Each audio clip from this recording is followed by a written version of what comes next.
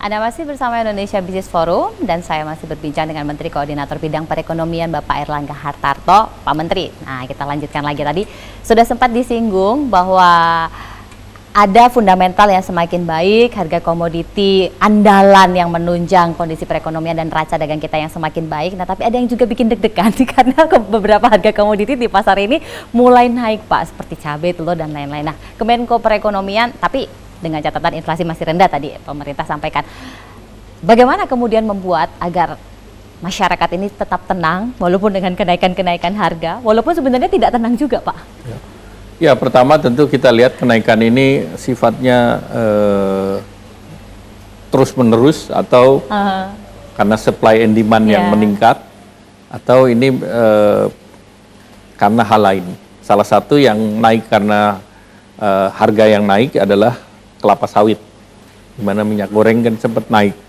Tapi pemerintah sudah menugaskan untuk adanya operasi pasar. Sehingga operasi pasar di beberapa pasar dipatok di angka 14.000.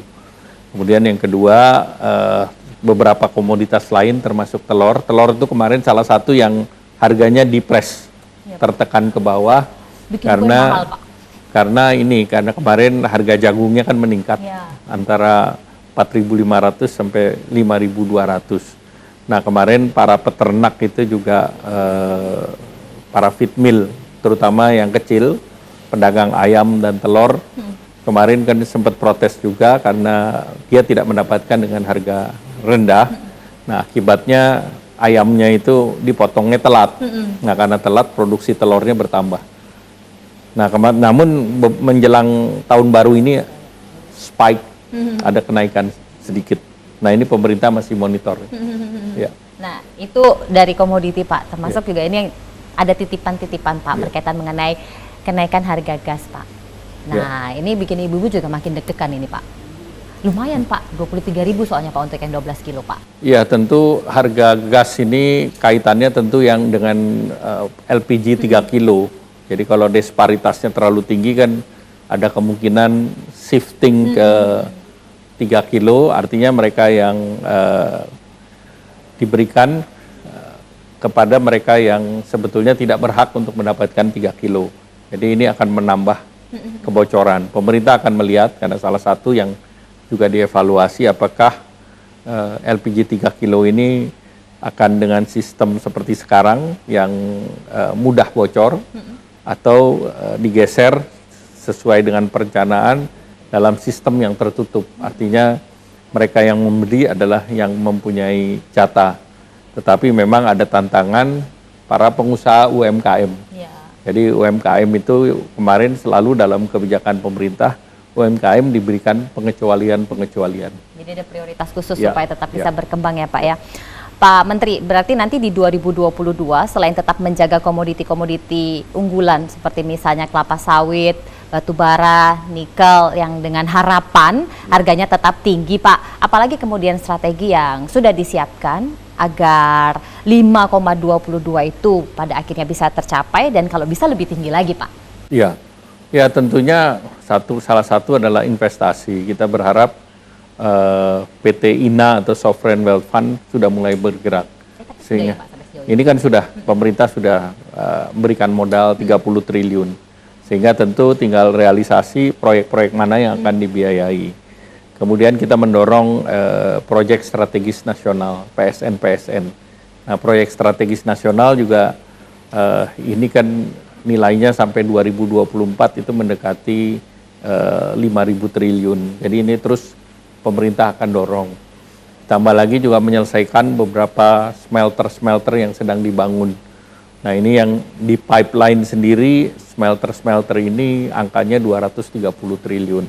Nah, tentu dalam 2-3 tahun ke depan, kalau proyek-proyek ini terus didorong, maka tentu serapan tenaga kerja akan semakin pasti. Dan ditambah lagi ada satu engine lagi yaitu digitalisasi. Nah, digitalisasi ini di tahun 2020 itu kan 40 billion. Di tahun 2021 dia loncat ke 70 billion US dollar. Dan di 2025 diperkirakan naik lagi ke 130 billion.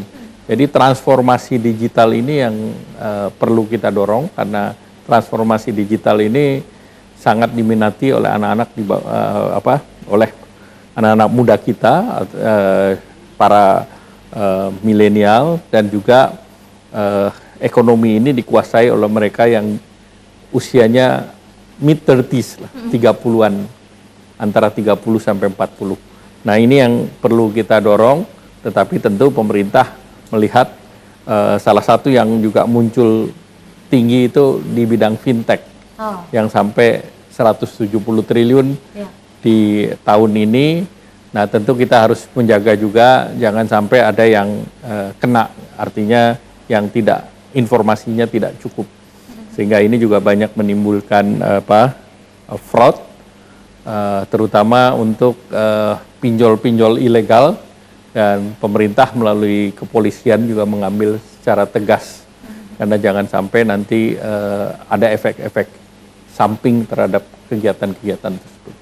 Pak Menteri, ini kesempatan terakhir, apa yang Pak Menteri mau sampaikan pada masyarakat Indonesia di 2022? Ya, tentu pertama di tahun 2021 ini adalah tahun yang berat, tetapi solusinya adalah inovasi, dan selain inovasi adalah optimisme, sehingga bekal untuk 2022 adalah teruslah berinovasi, kemudian terus optimis, dan kami yakin bahwa kita akan maju, dan jangan lupa protokol kesehatan itu menjadi kunci.